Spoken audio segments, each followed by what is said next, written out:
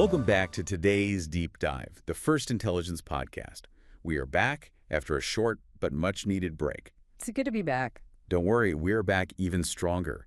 We made a new special podcast, specially dedicated to financial intelligence, so make sure to go and listen to that too. Oh, yeah, that's definitely worth checking out. It's really informative, and who knows, you might even earn a buck or two. So let's get back to this episode. It is the 25th episode, and we are proud to share it with you guys. 25 already, wow. Today is Monday, August 11th, 2025. I hope you already follow us on our YouTube channel, Next Site Intelligence, and also on Spotify. Look us up, Deep Dive Intelligence Podcast. Please do. Make sure to follow us and look up the Financial Deep Dive Intelligence. So let's take a look at today's intelligence report. Every deep dive we embark on here relies on top-tier intelligence, and today is no different. We're dissecting the daily intelligence report from Next Site. Right, and they're an amazing and, really dedicated company focused purely on global intelligence. Absolutely. And what's particularly impressive about Next Site is their open-source intelligence platform, Site Connect. It's built to assist investigators worldwide. It's a powerful tool. You should definitely check them out at www.next-site.com. Yeah, do that. They provide these incredibly detailed reports to their customers. And they even customize them, right, to fit specific interests. That's right, which is why we can bring you this regular daily deep dive, your intelligence brief, for Monday, August 11th, 2025. And our mission today, as always, is to cut through the noise and deliver the most critical insights from the past 24 hours directly to you. Okay, so before we jump in, it's really crucial to understand how NextSite assesses the information's trustworthiness. It helps make sense of everything. Yeah, those flags are important. Exactly. They use a two-tiered system, reliability and confidence flags. Think of it as a quick gauge for, how much you can bank on a piece of intelligence. First, there's the Admiralty Code. It grades source reliability using letters. A is highly reliable, B is generally reliable, C fair, D poor, E untrustworthy, and F means it couldn't be judged. Yeah. A to F. Then you have the confidence flags, which is a numeric system, 1 to 6, indicating the level of cross-checking or corroboration. So 1 means it's confirmed by independent sources, 2 suggests it's likely true, 3 means possibly true, 4 is doubtful, 5 improbable, and 6 again cannot be judged. So you'll see flags like B2 quite a bit today. That means the source reliability is considered good and the information is likely true. Specifically, the report defines B2 as most information comes from established media with corroborating eyewitness or official statements. Reliability is good, but not absolute. Got it. Good source, likely true. And if you see a confidence of 3, like in B3 or A3, it means information has been cross-checked across multiple outlets, but some relies on secondhand reports. Other flags like A2, A3, B3 appear too, following the same logic based on the source's reliability and the confirmation level. This system just helps us understand the backing behind each piece of intel. That clarity is invaluable, definitely. Okay, let's jump straight into the bottom line up front, the BLUF. This is NextSite's executive summary for August 10th. Right, the big picture. And it paints a picture of, persistent volatility. No surprises there, maybe. In Europe, NATO allies are showing a unified front on Ukraine. Especially with those proposed Trump-Putin peace talks looming, right? There's nervousness about being sidelined. Exactly. Meanwhile, Asia's grappling with severe monsoon disasters, and we also see Japan continuing its debate over nuclear deterrence. The Middle East remains highly active. Intensified Israeli operations in Gaza are escalating regional risks. A really tense situation there. Over in Africa, political unrest flared up in Côte d'Ivoire and Mali. But there's also some positive news, with Ghana's Clean Cook Stove initiative making progress. Good to see some positive developments, too. Latin America saw Mexico imposing new export controls, and Haiti declared a state of emergency because of escalating gang violence. Haiti's situation sounds particularly dire. Yeah. And finally, Oceania Pacific focused on Australia and New Zealand coordinating diplomacy, some domestic reforms like phasing out greyhound racing, and keeping an eye on Tropical Storm Henriette. And North America? North America is dealing with healthcare misinformation fallout, a big U.S. fiscal bill debate, Air Canada labor disputes, and Canada's arms exports policies. So, quite a lot happening everywhere. Pretty much. Next Site's overall assessment. The world remains in a fragile equilibrium. Multiple flashpoints demanding constant attention. That overview really sets the scene, and what's fascinating is how the report connects these through 3 major spotlight themes. Okay, let's break those down. First, global democratic fragility. It's becoming more visible. You look at Côte d'Ivoire, Huge protests demanding opposition candidates be included in the election. Right, we saw reports on that. Then, almost simultaneously in Mali, you have the arrests of soldiers accused of plotting against the junta. This isn't just isolated stuff, it's part of a wider, worrying trend in West Africa. Since 2020, leaders in at least 3 countries there have extended their term limits. So, democratic backsliding. Precisely. And why should you care? Well, this kind of instability doesn't stay local. It can spill over, affecting trade, security, even migration patterns, not to mention human rights. The second spotlight is on climate-driven disasters. The impact is becoming undeniable. We're certainly seeing more headlines about extreme weather. The report gives stark examples. India's monsoon season, over 300 deaths. More than 1,400 homes damaged just in Himachal Pradesh. That's tragic. Just devastating numbers. And in Japan, torrential rains forced evacuations for 2 million residents and halted the bullet trains. Think about the disruption. 2 million, wow. These aren't just one-off events anymore. They signal intensifying climate risks across Asia, highlighting the immense human cost and the strain on infrastructure. It affects supply chains, budgets, and lives. And the third theme is about geopolitical alignment on Ukraine. This one's really interesting. What's the focus here? European leaders issued a joint statement, very clear language. Peace in Ukraine cannot be decided without Ukraine. So, pushing back against any deals made over their heads. Exactly. It's framed as a unified stance countering potential U.S. moves towards direct Trump-Putin talks. It shows Europe becoming more assertive about its own security. Taking more ownership. Yeah. It suggests a shift in dynamics, with European nations demanding a central role in conflicts that directly affect them. It's about setting the terms for future international diplomacy. Those themes really frame the global picture.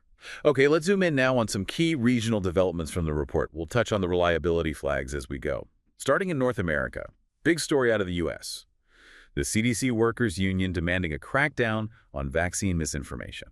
This follows that attack, right? Yeah.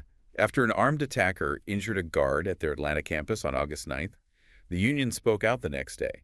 They're directly linking the violence to anti-vaccine rhetoric. Understandably, they must feel incredibly vulnerable. They're worried it endangers staff and undermines public health efforts. The report notes potential costs to litigation, security upgrades for the CDC. And the reliability. It's flagged B2. So that means the information's from established media, corroborated by official statements. Reliability is good, but not absolute. Threat levels assessed as low. But it shows how words can have real physical consequences. Definitely. Also in the U.S., Congress is pushing a sweeping fiscal and immigration bill. This passed the House on August 9th. What's in it? It's a mixed tax cuts, work requirements for Medicaid, funding for mass deportations. Reactions on the 10th were, as you'd expect, sharply divided. Sounds like a consolidation of priorities ahead of the midterms. Exactly. Republicans frame it as fiscal responsibility. Democrats argue it harms the poor. The financial side, uncertain cost savings, potential GDP impact from tax cuts is debated. Flag on this one. This one's B3. Good source reliability, but maybe relying more on secondhand reports or cross-checking multiple outlets. Threat level, moderate. Moving north to Canada, the Canadian Armed Forces deployed for Arctic sovereignty exercises. Operation Nanook and others. That's right. Announced August 10th, running through September. We're talking ships, aircraft, rangers, a significant presence. Why now? It's about reinforcing sovereignty and readiness up north. Geopolitical interest in the Arctic is rising, partly due to climate change making it more accessible. Makes sense. Expensive, though. Significant defense spending, yes, but the idea is deterring costly incursions later. This comes from a primary government source, so it gets an A2 flag, highly reliable source, info, likely true, threat level, moderate. It shows Canada's serious about the Arctic. Okay, let's shift over to Europe. A really critical development. European leaders rallying around Ukraine. This ties into that spotlight theme. It does. On August 10th, that joint statement insisted any peace deal must include Kyiv. They're worried about bilateral front. Putin talks sidelining Ukraine and European security. So they're putting down a marker. Absolutely. And financially, this commitment means billions in EU funds continue flowing for sanctions and aid. Reliability here is high A3. Highly reliable sources, information possibly true, but maybe less corroborated than a 1 or 2. Threat level. Moderate. It's a strong diplomatic signal. Also in Europe, but a different challenge. Madrid endured a record-breaking heat wave. Spain's been hit hard this summer. Yeah, since August 4th, temps over 39 Celsius, that's over 102 Fahrenheit. Health warnings, impact on tourism. Driven by climate change and that high-pressure system. Right. Hospitals saw heat stroke cases. Economically, tourism might dip, and energy costs are up from AC use. This is flagged B2 good reliability. Likely true, low threat level, but shows the direct human and economic cost of these heat events. Okay, crossing over to Asia. The monsoon impact in India continues to be severe. Monsoon fatalities mounting in Himachal Pradesh. The numbers were already high. They've climbed further. The death toll reached 203. Over 1,420 houses destroyed, hundreds of roads blocked, water schemes disrupted. It's awful. It's linked to intensifying monsoon patterns, climate change impacts. The estimated damage is over 3 billion rupees. That's roughly 36 million US dollars. And the flag. A3. Highly reliable sources reporting information, possibly true, moderate threat level, a really stark example of climate vulnerability. Also in Asia, Japan is facing a nuclear crossroads 80 years after the bombing. The anniversary commemorations. Right, culminating around August 10th. There's intense debate, balancing nuclear deterrence against calls for disarmament. This is especially poignant as the last survivors, the Hibakusha, are aging. A difficult balancing act. Very. Concerns about North Korea and China versus the push for disarmament. Financially, this could mean higher defense budgets if they pursue advanced deterrence. This gets an A2 flag, highly reliable source, likely true, low threat level, but a profound national conversation. Turning now to the Middle East. The situation in Gaza remains a major focus. Israel plans an expanded offensive across the Gaza Strip. Netanyahu's statement? Yes. On August 10th, he vowed to broaden military operations. This means intensified airstrikes, ground incursions. Human rights groups are reporting high civilian casualties. The cost must be enormous, both human and financial. Absolutely. It strains Israel's budget, and reconstruction costs are estimated in the billions. Reliability is high, flagged A3, threat level high.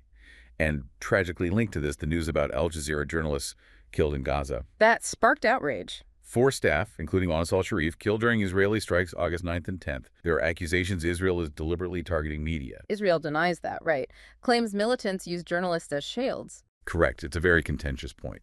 Financially, media organizations might rethink assignments. Insurance costs could rise. This deeply sensitive news is also flagged A3, high threat level. Let's move to Africa. We're watching developments in Mali closely. Mali arrests soldiers over alleged plot against military junta. Signs of internal dissent. Seems so. News broke August 10th, about 20 soldiers detained, accused of planning to overthrow Colonel Guida. Reports suggest discontent over the transition timeline and nepotism. And the Wagner connection. Reports mention Russian mercenaries supporting the junta. Financially, increased security spending could strain Mali's budget, affect foreign aid. This is confirmed by multiple sources, so an A3 flag, high threat level, shows the fragility there. But on a brighter note, Ghana's Clean Cook Stove initiative gained momentum. Some positive news out of Africa. Yeah, a progress report on August 10th showed they've reached 180,000 households, aiming for 500,000 more. Replacing wood fuel stoves improves health, reduces emissions. How's it funded? By Switzerland's Click Foundation. Costs around $5 million US, but it's offset by lower fuel costs for families and potential carbon credits. This gets a B2 flag reliable, likely true. Low threat level, a good example of positive impact. Okay, let's turn to Latin America. The situation in Haiti declared a state of emergency as gangs threaten central regions. That sounds critical. It is. Declared August 10th for 3 months in the Central Department. Gang violence killed dozens, displaced thousands. The decree gives security forces more power, allows curfews. Needs international support, surely. They're requesting it. Financially, emergency measures need funding, possibly more aid, and disrupting agriculture hits their GDP hard. Flagged A3, high threat level, a deeply concerning crisis. And on the diplomatic front, Mexico rejected reported U.S. plan for military action against drug cartels. Pushback against U.S. intervention. Strong pushback. On August 10th, President Sheinbaum called reports of a U.S. directive false, saying Mexico would never permit foreign troops. They're emphasizing bilateral cooperation instead. High stakes, given the trade relationship. Huge stakes. Over $650 billion in trade could be at risk if relations sour. This gets an A3 flag, highly reliable source, possibly true info, moderate threat level, shows that delicate diplomatic balancing act. And finally, let's touch on Oceania Pacific. We saw Australia and New Zealand deepen trans-Tasman cooperation. The Albanese-Luxon meeting. Yep, on August 10th. They vowed to strengthen economic defense, social ties, lots of talk about mateship, cooperation on Pacific security, trade, alignment on climate. What's the goal? Boost bilateral trade, currently around AU $27 billion. It's reported by established media, corroborated, so a B2 flag, low threat level, just reinforcing a key regional alliance. Wow, okay. That's a really dense look at global events from the official reports. But intelligence isn't just about official statements, is it? Not at all. To really get the pulse, you need to listen to the people's hearsay, the raw sentiment bubbling up from social media, from voices on the ground. Let's tune into that now. What are people saying? In North America, after the CDC shooting, just visceral anger online. Things like anti-vax rhetoric got someone shot at the CDC. Shows real frustration with misinformation. A direct link being made there. Totally. Then you see Canadians praising the Arctic deployment, long overdue assertion of sovereignty, a sense of national pride. And the U.S. fiscal bill. Polarizing, as expected. Ridicule like another giveaway to the rich versus celebration finally standing up to freeloaders. Just shows the deep divides. Over in Europe, #WithUkraine was trending huge after that joint statement. Lots of support. But not unanimous. No, you saw some skepticism too. Comments like, stop following Washington blindly. In Spain, users posting photos of empty plazas during the heat wave, complaining about electricity bills. Very personal impacts. You feel that directly. And in Turkey, after the earthquake, videos of cracked walls, but also massive praise online for the rescue teams, shows both the fear and the resilience. In Asia, lots of drone footage shared by Indian netizens of the Uttarakhand floods, often with criticism of authorities over warnings. Holding officials accountable online. Yeah. And the voices of Hiroshima survivors were incredibly moving posts, urging younger generations to keep up the fight for nuclear abolition. A powerful message. Meanwhile, BRICS supporters were celebrating Putin's outreach to Brazil and India. Lots of comments like, multipolar world is the future. The Middle East saw #journalists are not targets circulating widely among Palestinian activists after the Al Jazeera deaths. Strong condemnation. What about Israeli commentators? A mix. Some doubling down on needing to finish Hamas, but others warning about the international backlash Israel might face. Aware of the optics. Definitely. And Iranian social media debated the IAEA cooperation, some wanting transparency, others suspicious, calling them Western spies. In Africa, Ivorians use Facebook Live to stream protests. You could hear chants of no exclusion. Real-time citizen action for electoral reform. Social media is a tool for mobilization. Exactly. Ghanaian influencers were actively promoting the clean cook stove, sharing personal stories about less smoke. Shows how initiatives gain ground-level traction. Positive grassroots energy. But then you have Sudanese activists decrying foreign interference, specifically accusing the UAE talks peace while arming militias. Highlights the complexity and distrust. And Latin America. Mexicans on TikTok turned those U.S. invasion rumors into memes, comparing Trump to past empires. Humor as a coping mechanism, maybe? Fascinating response. Farmers welcomed the tomato price floors, but tweeted worries about losing U.S. customers. Very practical concerns. The real-world trade-offs. And most chillingly, Haitians used #SaveHaiti pleading for help, describing gangs as terrorists worse than the 2010 quake. Just desperate cries for intervention. Lastly, Oceania Pacific. Fierce debate in Australia over the Greyhound racing ban. Landmark victory from activists versus fears of job losses from industry folks. Two very different perspectives. Viewers loved the Albanese-Luxon camaraderie memes, calling them the new ANZ US bros, celebrating that alliance. A bit of lightheartedness there. And speaking of lighthearted, mariners tracking tropical storm. Henriette joked it was the most polite storm ever, doesn't hit anyone. Finding humor even in potentially serious weather. It's amazing how that public sentiment adds such a crucial layer, isn't it? It's messy, it's emotional, but it's real. Absolutely. And the report goes one step further, connecting these threads through correlational analysis, showing how seemingly separate events ripple across the globe. Exactly, identifying those hidden connections. First, there's a clear correlation noted between political instability and commodity prices. Like in West Africa. Precisely. The protests in Côte d'Ivoire, the coup rumors in Mali, they jeopardize cocoa and gold supply chains. And look, cocoa futures actually rose 3% on August 10th. So political unrest there could mean higher chocolate prices for you. That's the direct link. It's not abstract. Second, climate events and energy demand. We saw this clearly. Spain's heat wave, Japan's rains. Right. Both increased electricity use, especially for air conditioning. European power prices spiked 5% on August 10th. Japan's Kyushu Electric warned about supply So extreme weather hits your energy bill. directly, and it tests the limits of our energy grids. Third, Middle East conflict and oil prices. Always a sensitive one. Even without direct supply cuts. Yes. The intensified Israeli operations in Gaza, the background tension with Iran, it raises concerns about broader regional stability. Brent crude gained 1.2% on August 10th. Just the risk premium. Exactly. The threat of conflict in that critical region is enough to nudge prices up at the pump and affect global logistics. Geopolitics impacting your commute. Next, trade diplomacy and currency movements. This was interesting. Mexico's approach. BRICS coordination. Yeah, Mexico's measured stance towards the U.S., plus the BRICS leaders coordinating, seemed to bolster confidence. The Mexican peso and Brazilian real both appreciated slightly, around 0.40–0.5%. Markets see calm diplomacy as reducing trade risks. For businesses, that's crucial. For you, it can quietly affect import costs or investment values. And finally, a powerful one: public health and trust. The CDC shooting fallout. It intensified the whole debate around misinformation and vaccine skepticism. And look at the market reaction. Pharmaceutical stocks dipped 0.7% that day. Wow, so distrust has a measurable financial cost. Apparently so. Fears of rising vaccine hesitancy hitting major industry bottom lines. It makes you think, doesn't it? How much does a society's belief or disbelief actually cost? It's not just a social issue, it's a market force. It really is all connected. Understanding those ripples is key. Do not forget to follow us on YouTube and Spotify. Also, like, share, and comment. We do look forward to hearing your opinion. This is it for today. Enjoy your start of the week.